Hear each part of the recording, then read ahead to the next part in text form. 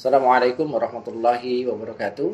Alhamdulillah, salatu wassalamu ala rasulillah wa ala alihi wa sahbihi wa mawala wa la hawla wa la quwwata illa billah, amma ba'd.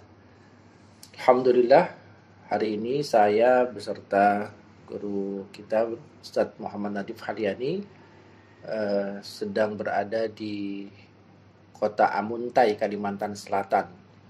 Alhamdulillah kita kemarin diberi kesempatan untuk berbagi dengan jamaah Masjid Raya At-Taqwa di kota Amuntai terkait dengan mukjizat pengobatan Al-Quran gitu.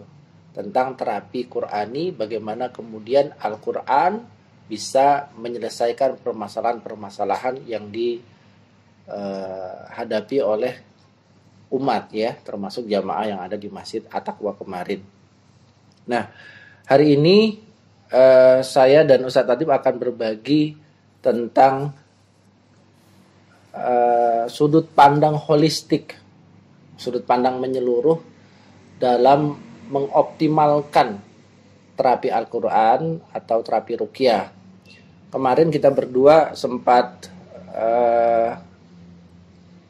datang di Malaysia, di daerah Selangor untuk mengikuti Daurah Internasional Ruqyah Syariah 3.0, sebuah seminar yang mengangkat tema ruqyah atau terapi Al-Quran dengan menghadirkan salah satu pakar ruqyah dengan pengalaman lebih dari 30 tahun, kitabnya sampai 14 jilid ya, ensiklopedia ruqyah. Nah, beliau bernama Syekh Abul Bara, berasal dari Jordania. Dalam paparan beliau menjelaskan tentang 3 jenis penyakit yang banyak dialami oleh kita manusia. Yang pertama adalah penyakit yang hubungannya dengan jasad dia, hubungannya dengan fisik gitu. Yang kedua, ada penyakit yang hubungannya dengan kejiwaan atau kita sebut sebagai penyakit nafsiyah. Dan yang ketiga adalah penyakit yang hubungannya dengan ruhani. Nah, kalau dengan yang ruhani ini nanti mungkin akan lebih dijelaskan oleh Ustadz Nadif. Nah, yang nomor 2 tentang penyakit nafsiyah atau penyakit yang berpengaruh kepada emosi. Nah, ini yang sedang kita coba bedah dari sudut pandang Al-Quran.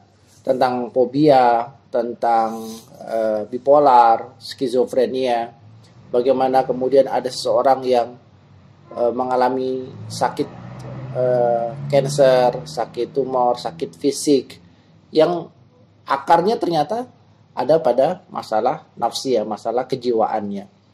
Ya, hari ini kita beruntung, pagi hari ini Ustadz Muhammad Nadif Halyani akan memberikan sedikit prolog lah buat teman-teman semua tentang apa itu penyakit jasadiyah, penyakit nafsiyah, kemudian penyakit rohani, dan bagaimana Al-Quran menyelesaikannya. Nanti di ujung acara mungkin kita akan ada beberapa pertanyaan yang sudah masuk, ada beberapa pertanyaan. Nanti kita akan coba jawab kalau waktunya memungkinkan. Jadi Ustaz Nadif, kurang lebih itu prolog dari saya tentang penyakit yang kemarin dijelaskan oleh Syekh Abul Bara di Malaysia. Mungkin teman-teman semua perlu mendapatkan penjelasan langsung dari antum sebagai salah satu founder komunitas ruqyah yang cukup besar di Indonesia, Ruqyah Learning Center. Monggo, silakan. Baik, bismillahirrahmanirrahim. Alhamdulillah, wassalatu wassalamu ala rasulillah. Alhamdulillah, sebelum membahas tentang bagaimana cara menterapi, kita perlu belajar, perlu mengerti tentang jenis-jenis penyakit atau jenis-jenis musibah yang terjadi pada diri seseorang. Ada 3 hal yang patut dicermati, karena 3 hal ini nanti cara terapinya beda, sudut pandangnya berbeda. Demikian juga diagnosa, kemudian gejala-gejalanya, dan sampai pada treatmentnya pun juga akan tidak sama di antara ketiga hal ini. Yang pertama adalah penyakit jasad yang mengenal pada tubuh fisik kita. Ini penyakit yang sudah lazim dikenal dalam dunia medis juga. Jadi setiap orang yang mengalami sakit secara fisik, kemudian terapinya ya boleh dengan ke medis, ke dokter, atau menggunakan tibun nabawi yang dicontohkan Nabi. Bekam termasuk dalamnya. Bekam, madu dan sejenisnya. Ini pengobatan yang secara fisik terasa secara indrawi bisa dikenali, kemudian gejala-gejalanya juga nampak bisa teramati secara zahir. Ini penyakit fisik. Penyakit yang kedua adalah penyakit nafsiyah atau kepribadian atau emosi negatif lah mungkin ya bahasa sederhananya. Jadi masalah-masalah yang disebabkan karena faktor kejiwaan. Ini pun gejala-gejalanya juga dikenali, tapi ini abstrak.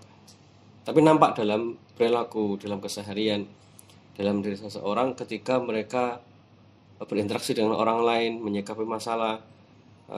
Intinya ke dalam kesehariannya dia mengalami masalah-masalah yang abstrak dalam dirinya yang itu tidak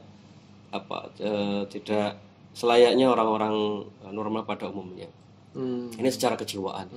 Yang ketiga penyakit rohani. Penyakit rohani ini yang dimaksud adalah sesuatu yang abstrak yang tidak bisa dijangkau dengan indera. Ya, secara fisik tidak terindra, secara logika. Secara logika tidak bisa dikenali. Jadi secara ini memang betul-betul abstrak. Kayak misalnya sihir, gangguan jin, ain. Ini secara logika susah sekali untuk diterjemahkan.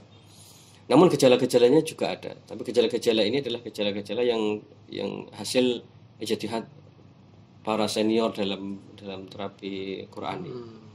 Ini ketika ini agak berbeda. Kalau yang pertama ini betul-betul mengenai pada fisik, yang kedua sisi kejiwaannya, fokusnya kepada orangnya. Kalau yang ketiga ini faktor eksternal gitu, yang menyebabkan dia sakit. Gangguan jin itu eksternal, sihir itu eksternal, ain dan hasad itu juga eksternal, tapi berpengaruh kepada diri seseorang. Nah, ini 3 penyakit yang banyak terjadi di antara kita. Ketiga-tiganya ini banyak. Yang pertama ini para dokter dan dunia medis sudah sangat maju. Kemudian kalau yang kedua ini di dunia ilmu psikologi, psikiatri sudah sangat maju. Nah, yang ketiga ini yang selama ini menjadi ruang atau menjadi garapan sahabat-sahabat kita di dunia ruqyah syariah atau terapi Quran. Itu mungkin gambaran tentang 3 penyakit ini. Nah, kita fokus yang kedua ini.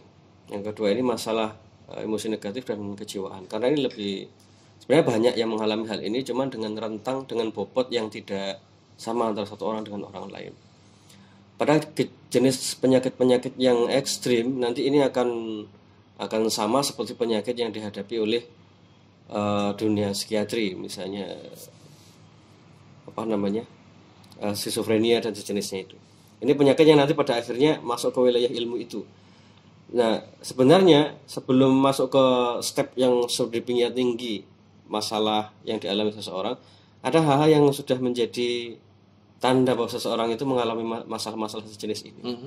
Masalah-masalah emosi negatif awalnya itu. Jadi sebelum sampai pada bipolar, kemudian skizofrenia atau penyakit-penyakit yang dikenal dalam dunia ilmu kejiwaan, rata-rata setiap orang ini mengalami masalah-masalah spiritual, mengalami masalah-masalah emosi negatif. Tapi tentu tidak sampai membuat penyakit-penyakit berat yang tadi disebutkan itu. Nah, bagi kita dalam menjalani kehidupan ini, kita mungkin tidak se-ekstrim seperti orang-orang yang mengalami penyakit berat secara kejiwaan tadi. Tetapi emosi-emosi negatif yang tadi menjadi tanda bahwa rohani kita bermasalah, itu menjadi masalah dalam kehidupan sehari-hari. Dalam interaksi dengan suami, dengan istri, dengan anak, ketika kuliah, ketika kerja, ketika mencari jodoh, ini semua jadi masalah gitu karena ada problem dalam sisi emosi negatifnya. Nah, kenapa? Apakah ini perlu diselesaikan? Pertanyaan pentingnya kan itu. Apakah itu mengganggu? Bagi sebagian orang, perasaan-perasaan sejenis ini itu tidak masalah. Tapi bagi sebagian orang, hal semacam ini menjadi problem yang sangat berat. Susah untuk melupakan orang lain itu bagi sebagian orang itu hal sepele, tapi bagi orang lain ini problem yang sangat berat sehingga dia tidak bisa melangkah lebih jauh untuk kehidupannya. Bagi orang menyelesaikan masalah marah itu gampang, tapi bagi sebagian orang lain marah itu problemnya sangat berat, bahkan dia bisa menjadi akar dalam perselisihan dalam rumah tangga, perceraian, KDRT kepada istri dan anak. Ini berawal dari itu akibat dari emosi negatif yang tidak selesai. Nah, tema marah dan sejenisnya itu begitu banyak dalam sunnah, dalam hadis disebutkan. Misalnya Nabi mengatakan la taqdhab walakal jannah, jangan marah maka bagimu surga. Kita potong satu tema ini saja misalnya. Jadi Nabi mewanti-wanti dengan sangat luar biasa tentang jangan marah, jangan marah. Jadi marah itu sesuatu yang sangat krusial dalam diri kita. Kalau di Ihya misalnya atau di Minhajul Qasidin itu ada bab khusus tentang marah. Nanti ada bab lain tentang ujub, tentang ikhlas dan yang lain sebagainya. Kita ambil satu tentang marah saja. Jadi marah ini itu juga problem yang berat karena ternyata efeknya nanti banyak sekali dalam kesehariannya. Secara fisik nanti itu akan berpengaruh kepada jantung, kepada kerja otak. Kemudian secara emosi itu akan berpengaruh kepada perilaku keseharian. Nah, persoalannya banyak orang yang menganggap tema-tema sejenis ini bukanlah masalah yang krusial untuk diselesaikan. Itu hanya seperti seperti nasihat supaya menjadi orang yang tenang, seolah-olah hanya begitu. Tetapi sebenarnya buku-buku yang disebutkan para ulama tentang tema tazkiyatun nufus itu betul-betul harus dilakukan karena itu akan menjadi problem besar di kemudian hari. Sebagaimana penyakit fisik yang awalnya dikira flu, dikira pusing, ternyata di dalamnya ada masalah yang lebih besar. Pusing itu hanya gejala. Sebagaimana ini nanti orang punya misalnya marah, terus gampang tersinggung. Ya sebenarnya ada masalah yang jauh lebih besar dalam dirinya yang perlu diselesaikan. Sama persis seperti dalam dunia medis. Orang demam gitu. Jangan dilihat itu hanya sekedar demam ya. Bisa jadi dalam tubuhnya itu ada penyakit akut, penyakit berat. Itu simptom gitu ya. Simptom saja. Simptom saja, gejala saja yang kemudian menandakan bahwa ada penyakit yang lebih serius dalam diri seseorang. Persis. Jadi dalam penyakit kejiwaan itu juga demikian yang kita temui di lapangan. Jadi ketika orang misalnya dia kenapa sih sehari-hari kok uring-uringan terus saja gitu. Sebelum kita menyimpulkan dia punya sifat pemarah nih.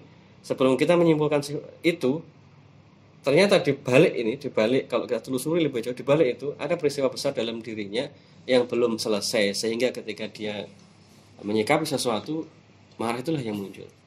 Jadi Nabi SAW ketika menyebutkan la taqdhab walakal jannah, jangan marah maka bagimu surga.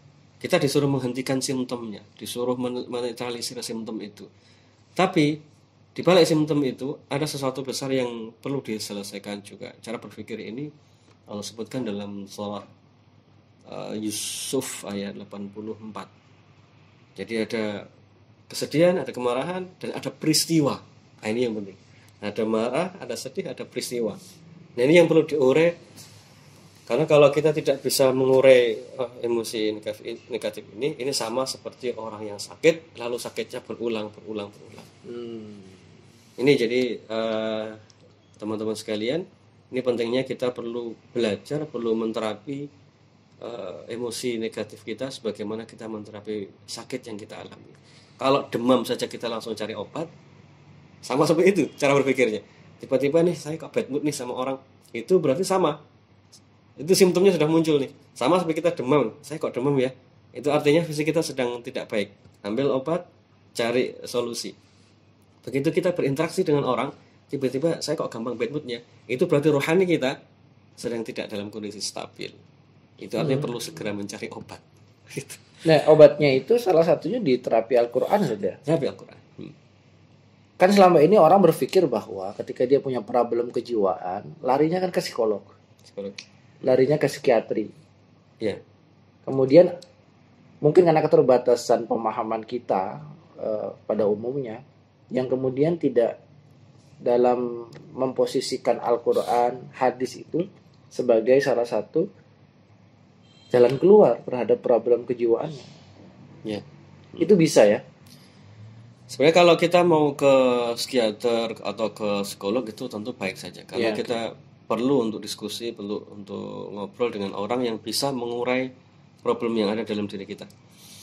Namun kalau kita mau menggunakan Al-Quran dengan pendekatan Qurani, menggunakan nasihat para ulama, kemudian mengikuti ritual ibadah dicontohkan oleh Nabi, nasihat-nasihat dari hadis, tentu itu akan lebih manfaat secara rohani.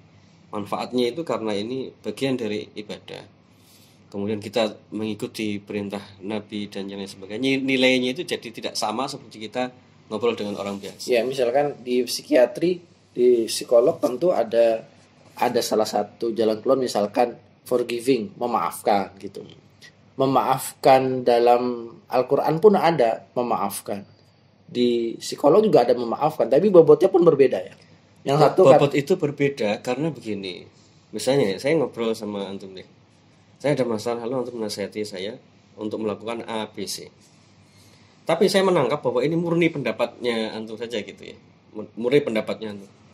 Dalam pikiran saya, ini adalah nasihat teman saya. Boleh saya terima, boleh saya tolak. Ini nasihat dari teman saya. Berbeda ketika misalnya saya ketemu dengan ulama, lalu ulama itu mengatakan lakukan ini, karena Nabi mengatakan demikian, Nabi mengatakan demikian. Maka ketika saya menerima nasihat itu dalam batin dan pikiran saya, ini adalah nasihat dari Nabi, ini nasihat dari orang-orang saleh, ini terjemahan tafsir dari Al-Quran.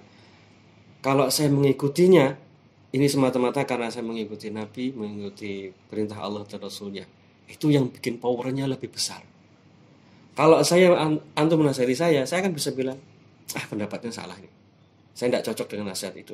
Tapi begitu saya mengikuti perintah Nabi, membaca hadis, membaca tafsir, kemudian nasihat dari ulama, disandarkan kepada qaul bala salafus saleh misalnya. Begitu saya menerima nasihat itu, walaupun saya menolak batin saya ini, saya tetap bisa mengatakan, iya pendapat mereka mungkin lebih berkah, pendapat mereka mungkin lebih baik. Nah itu yang bisa membuat ego saya yang tadi itu ketika ngobrol dengan antum itu bisa hilang gitu. Kenapa? Karena saya menyandarkannya kepada Rasul, menyandarkannya kepada tafsir, menyandarkannya pada ulama. Ini yang menyebabkan bobot nasihat ulama itu kadang lebih kuat dibandingkan nasihat manusia biasa seperti kita. Itu yang berpengaruh kepada nanti kalau dinasihati misalnya marah ya, dinasihati sesama manusia begini ya, ego saya bisa muncul nih. Karena kan kita sederajat, kita sesama manusia biasa. Tapi kalau nasihat itu dari orang yang lebih tinggi secara ketakwaan, ilmu, apalagi berasal dari hadis, bagi saya akan mudah untuk merendah. Itu poinnya. Masalah kejiwaan itu salah satu poin pentingnya. Sejauh mana kita mau mampu merendahkan diri kita. Ya, kalau sama-sama memaafkan, tapi yang satu sumbernya Al-Quran, yang satu sumbernya pada orang per orang itu ya. Tidak sekedar power, tapi juga bagian dari keimanan ya. Baik teman-teman semua, karena waktu kita yang sangat terbatas, setelah ini kita akan ada acara di STIK Amuntai. Ini ada beberapa pertanyaan yang masuk, Ustaz. Mohon dijelaskan.